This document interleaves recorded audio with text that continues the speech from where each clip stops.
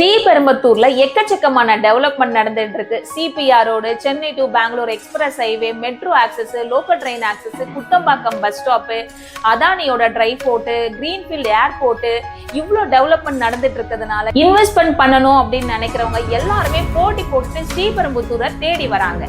ஸ்ரீபெரும்புத்தூர்ல இருக்கிற ஒரே ஒரு on road side Ashok Nagar மட்டும்தான். இது ஸ்ரீபெரும்புத்தூர்ல லேண்ட் பார்த்த எல்லாருக்குமே இந்த ப்ராஜெக்ட பத்தி தெரியும். சைட்டோட என்ட்ரன்ஸ்லயே பாத்தீங்கன்னா bus stop, MTC bus stop, சைட்டுக்கு அப்படியே பேக் சைடுல கிட்டத்தட்ட ஒரு 600 ஃபேமிலி வீடு கட்டி லைவாவே ஃபேமிலி குடியிருக்காங்க. இந்த சைட்டு ஆல்மோஸ்ட் சோல்ட் அவுட். ரொம்பவே லிமிடெட் ப்ளாட்ஸா வேக்கன்ட் இருக்கு. இந்த வாரம் சைட்டோட ஃபைனல் லான்ச்சிங்.